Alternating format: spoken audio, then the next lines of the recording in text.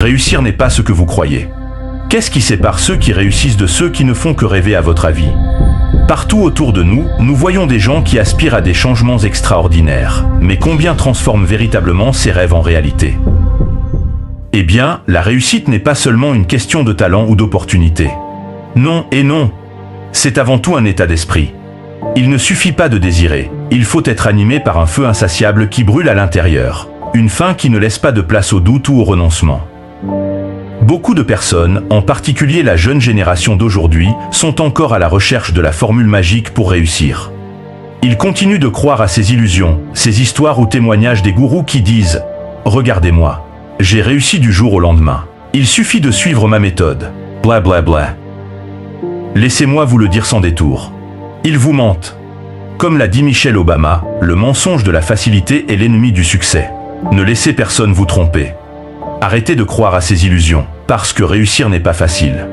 Réussir exige que vous débloquiez d'abord l'état d'esprit appelé le sens du devoir. Oui, vous avez bien entendu, réussir est un état d'esprit. Et vous ne réussirez jamais tant que vous ne parviendrez pas à débloquer l'état d'esprit du sens du devoir. La preuve, vous allez entendre certaines personnes dire « J'ai réussi, mais je ne suis pas comblé ». Ce vide que ressentent ces personnes, malgré qu'elles aient atteint leurs objectifs, justifie le fait qu'elles n'aient pas réussi à débloquer l'état d'esprit du sens du devoir.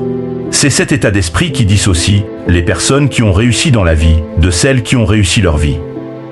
Réussir dans la vie est simplement l'opinion que se font les gens de vous quand ils regardent tout ce que vous avez accompli. Tandis que réussir sa vie représente la satisfaction personnelle que vous ressentez après que vous ayez atteint vos objectifs. C'est cet appel du devoir qui donne un sens à toute réussite. Quand vous avez un état d'esprit enraciné dans le devoir, chaque action que vous entreprenez est puissante, parce qu'elle est chargée de votre intention. Et il n'y a rien de plus puissant que d'être aligné avec sa véritable intention. La réussite vient alors naturellement. Non pas parce que vous recherchez désespérément la réussite, mais parce que vous agissez en cohérence avec votre mission.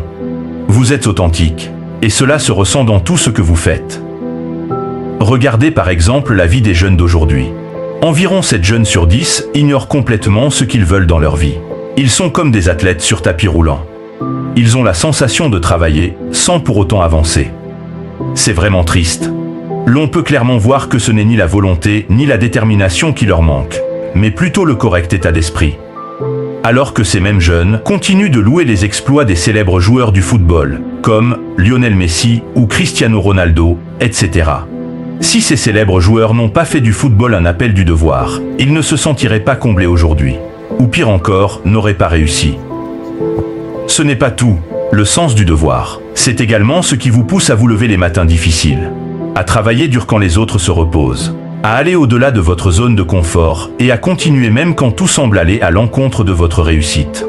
C'est ce qui donne à un soldat le courage de défendre son pays, à une mère de famille la force de veiller sur les siens, et à un dirigeant la détermination de mener son entreprise vers la réussite.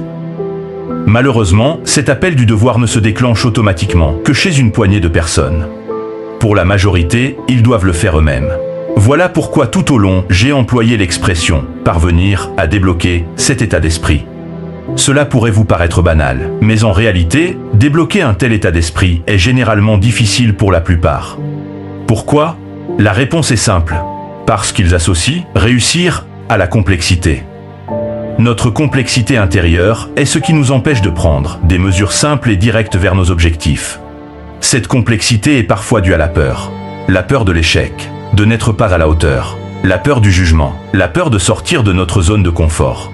D'autres fois, elle est due à la procrastination ou encore au manque de planification stratégique. Léonard de Vinci a dit un jour: la simplicité est la sophistication suprême. Pour pouvoir débloquer l'état d'esprit du sens du devoir, vous devez revenir à la simplicité. La complexité est l'ennemi de l'exécution. Vous devez comprendre que la réussite est une responsabilité envers soi-même, et non un travail forcé. Mettez alors de côté les bruits du monde comme pourvoir, richesse, célébrité, etc. Et gardez à l'esprit que la réussite est ancrée dans notre individualité. Nous sommes tous uniques en notre genre. Ne laissez plus l'immensité de vos rêves vous paralyser ou vous embrouiller. Faites appel à votre vous intérieur, puis commencez par les clarifier. Décomposez-les. Voici la formule. Qui suis-je vraiment? Où je suis? Où je veux être? Pourquoi je veux y être et comment j'y arriverai? Très simple. L'objectif n'est pas d'ajouter plus à votre vie, mais de retrancher l'inutile. Divisez les grands objectifs en tâches plus petites et plus gérables. Une fois que vous savez où vous voulez aller, ayez confiance. Travaillez dur, puis ne lâchez rien. Soyez consistant dans vos actions. Créez consciemment le chemin conduisant à cette vision qui est télescopée au fond de votre âme. Voilà, comment faire de la réussite un appel du devoir.